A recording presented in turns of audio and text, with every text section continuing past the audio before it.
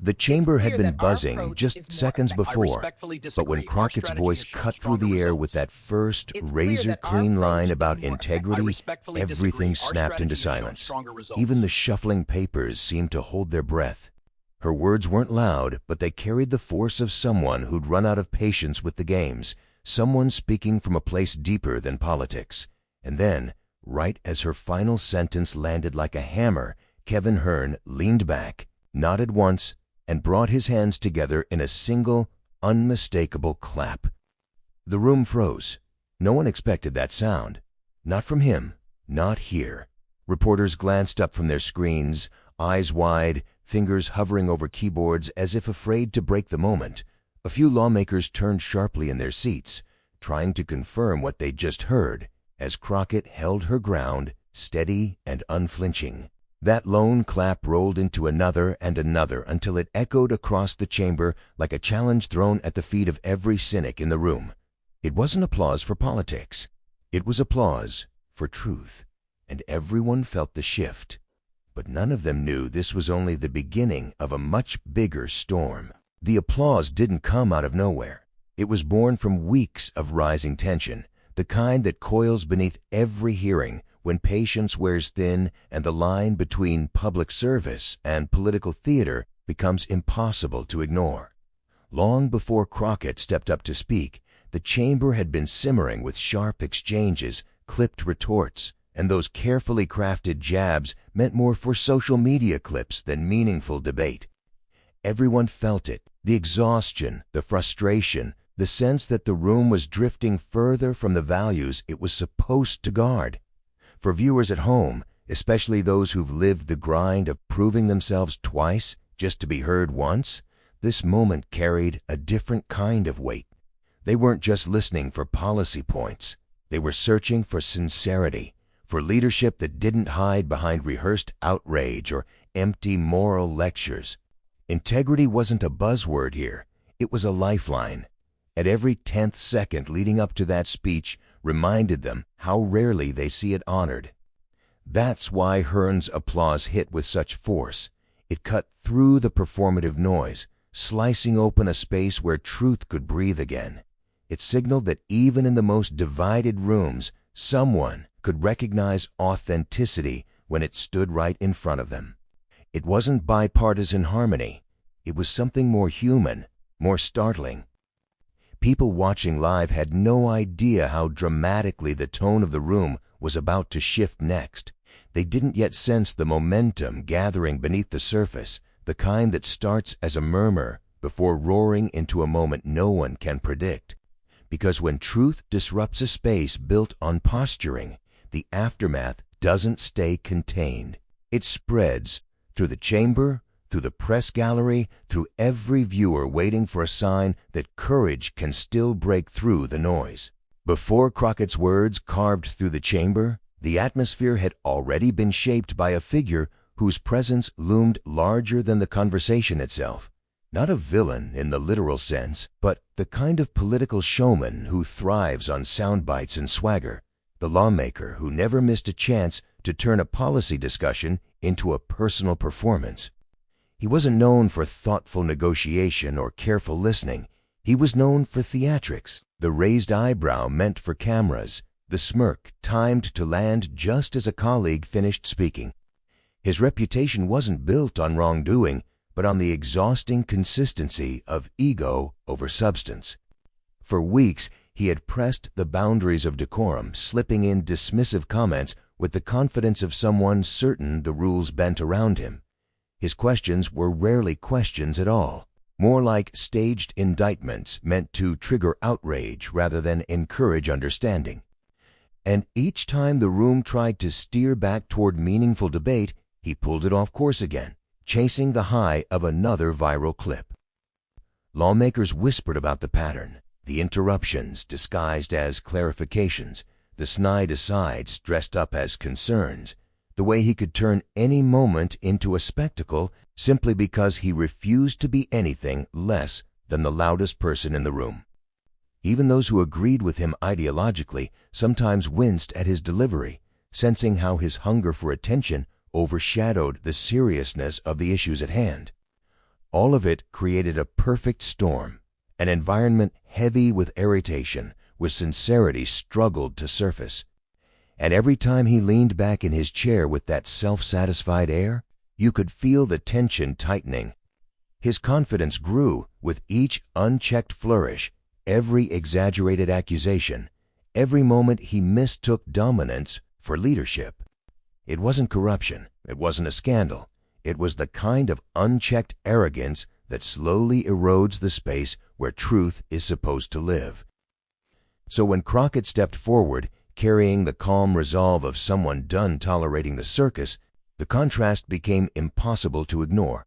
Her steady presence collided with his unearned certainty, setting the stage for the clash that would redefine the room. And at the peak of their swagger, they didn't see the rebuttal that was about to detonate their narrative. Long before she stepped into the chamber with the composure of someone carved from conviction, Crockett had already lived a lifetime in the service of people who rarely had anyone fighting for them. Her voice wasn't born in political halls. It was shaped in crowded community meetings, in living rooms where families whispered fears they didn't feel safe saying publicly, and late nights spent helping neighbors sort through problems the system made unnecessarily complicated. She didn't rise through privilege or pedigree.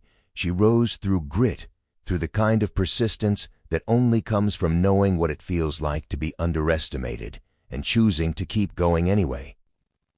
The foundation of her strength was built in those early battles. She'd stood her ground in rooms where her presence was questioned, where her patience was tested, and where the pressure to shrink herself pressed down hard. But every challenge only sharpened her resolve. Each victory, no matter how small, taught her how to navigate spaces not designed with her in mind, and each setback taught her how to rise again without bitterness clouding her purpose. Over time, her voice grew, not louder, but clearer, steadier, unmistakably rooted in truth. Her credibility wasn't handed to her. She earned it through the slow, unglamorous work of showing up for people who depended on her. When communities needed legal protection, she fought. When families needed someone to champion their rights, she stepped forward. And when young people looked for models of leadership grounded in dignity rather than spectacle, they found her. That combination of advocacy and empathy became her compass, guiding her through spaces where cynicism often overshadowed sincerity. So by the time she entered Congress, she carried with her a lifetime of evidence that integrity wasn't a posture, it was a practice. It was the quiet decision to keep telling the truth even when powerful people found it inconvenient. It was holding your line while others used theirs to perform. And it was refusing to let arrogance intimidate or distort the values you brought into the room. That's why opponents underestimated her at their own risk. They mistook her calm for softness, her focus for hesitation, her humility for weakness. They didn't see the years of resilience behind her eyes, the storms she'd walked through, the battles she'd already won, the people she'd promised she would never stop fighting for. And as she stood there now, preparing to speak, all of that strength, every scar, every lesson, every triumph was gathering inside her like a steady rising tide. And all of that strength was about to channel into one speech that would stop the room cold. The tension in the chamber didn't arrive all at once. It accumulated in thin, sharp layers as the discussion twisted further from substance and deeper into spectacle. The antagonist fired off another pointed remark, calculated, clipped, and clearly meant to provoke rather than clarify. It wasn't overtly hostile, but it carried that familiar undertone designed to needle, to push, to make the other side flinch. Across the table, Crockett didn't bite. She simply lifted her chin, eyes steady, her expression unchanged except for a brief narrowing that only the closest observers noticed. Staffers felt the temperature shift before anyone acknowledged it aloud. One scribbled a note faster than before, another glanced toward the press gallery, sensing that whatever was unfolding was about to matter. Reporters leaned in, fingers poised above keys, the soft hum of anticipation rising like a low electric current. The back and forth grew sharper. The antagonist's voice tightened, frustration edging in as each jab failed to rattle her. He tried new angles, rhetorical traps, passive-aggressive framing, the classic performance of someone who believed volume and confidence could outweigh clarity. The Crockett remained anchored. Her violence wasn't retreat, it was preparation. The kind that makes an entire room feel like it's waiting for a storm to break. Her colleagues saw it too. The slight shift in her shoulders, the calm inhale, the way her hands rested without tension on the desk. She wasn't retreating from the moment, she was letting it settle around her. And with every failed attempt to shake her, the antagonist grew more visibly strained. His brows tightened, his gestures less fluid, the bravado cracked at the edges. Someone in the gallery whispered, "She's about to go." And they weren't wrong. The rhythm of the exchange had reached its peak, the air thick with expectation, the entire chamber suspended between what had been said and what was about to be unleashed. Then, with every eye fixed on her, Crockett leaned in, and the atmosphere changed instantly. When Elena Crest finally spoke, it wasn't with the volume the chamber had been bracing for. It was something sharper, quiet enough to make every head tilt, steady enough to command more authority than a shout ever could.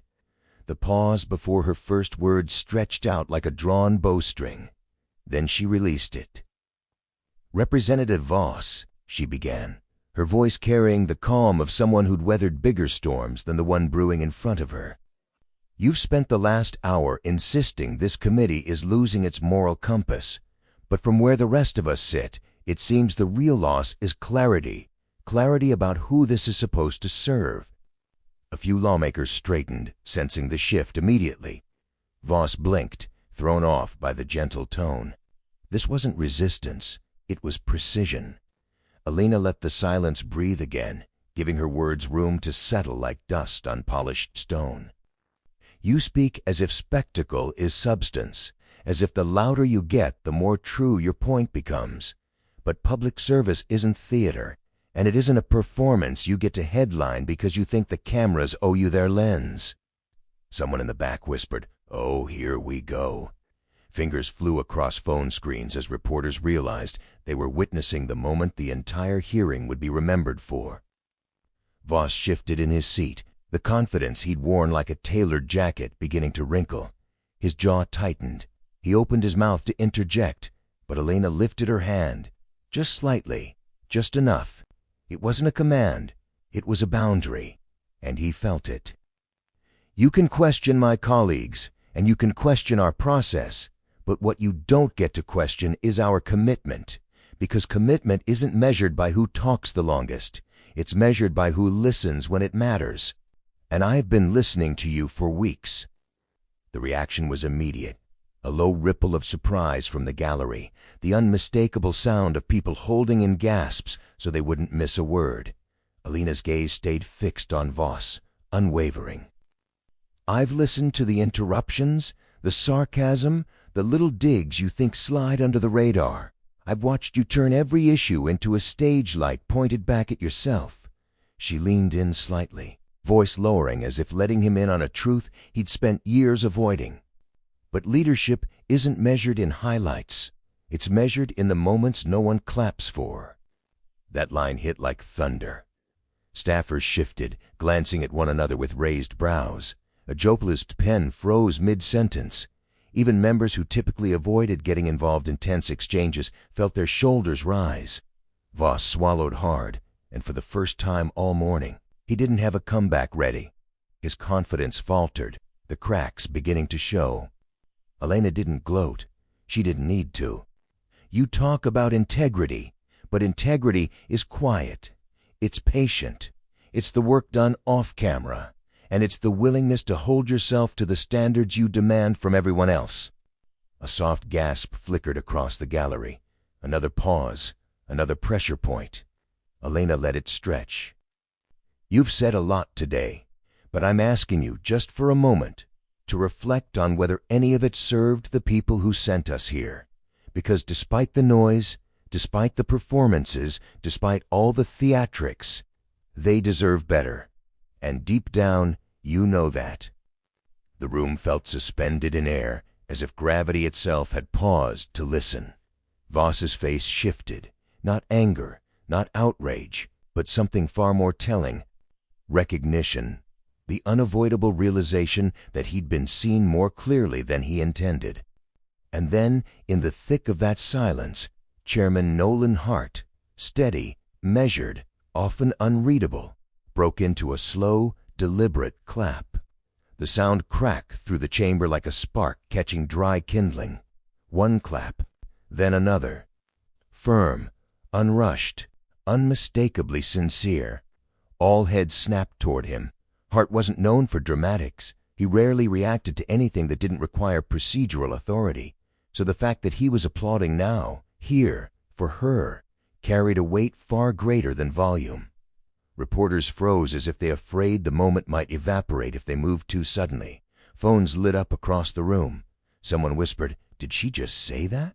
Another answered, half laughing, half stunned, "Oh, it's over. It's over for Voss." Voss himself looked blindsided. The applause wasn't aggressive, but it landed harder than any verbal blow. His posture wilted, his bravado collapsing like paper in rain. Elena didn't gloat. She didn't need to. The moment Chairman Hart's applause echoed through the chamber, the reaction outside those walls erupted with the force of a breaking dam. The first clip hit social media before Elena Crest had even stepped away from the microphone. 16 seconds long, captioned simply, "When truth finally walks into the room."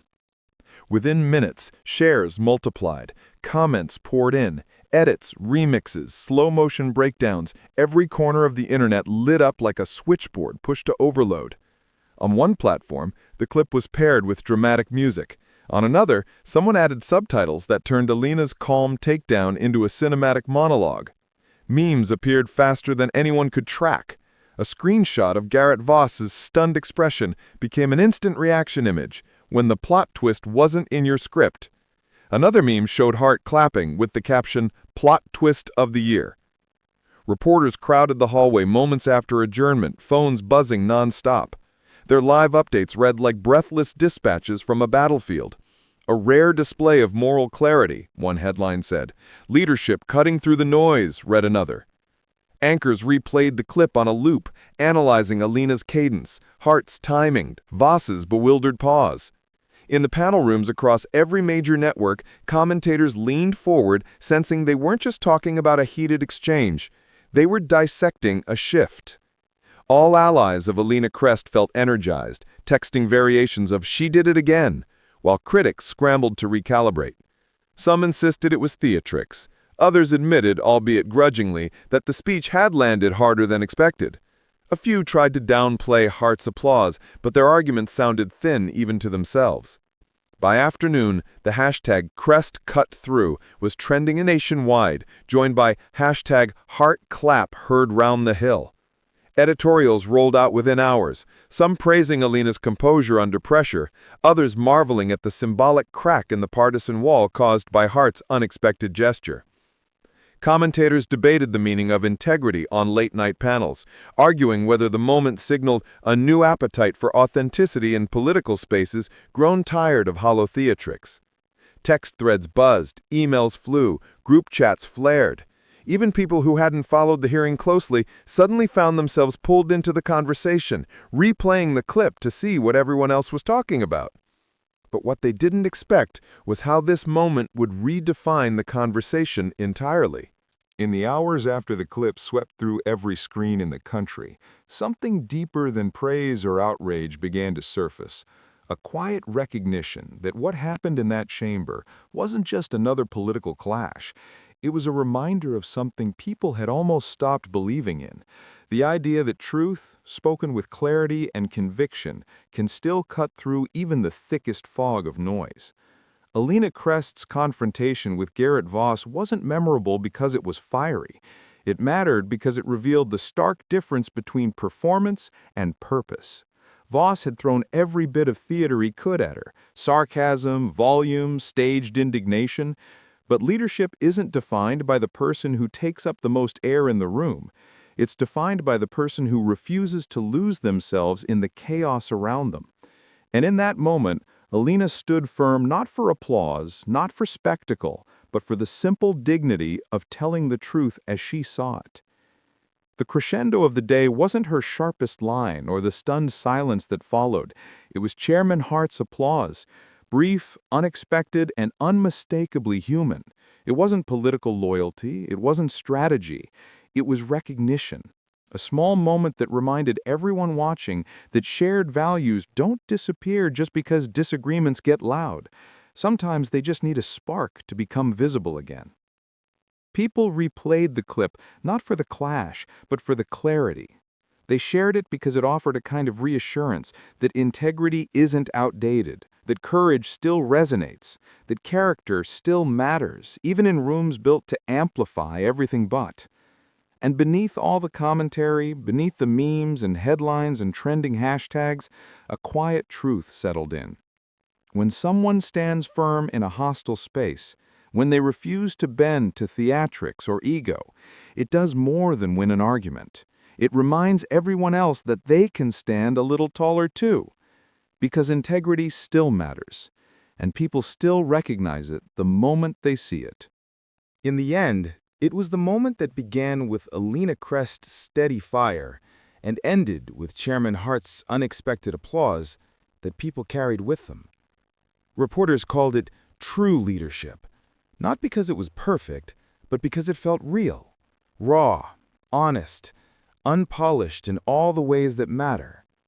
In a time when so much feels chaotic and loud, that brief exchange offered a glimpse of what dignity looks like when it refuses to back down, and what courage sounds like when someone finally says what others have been holding inside.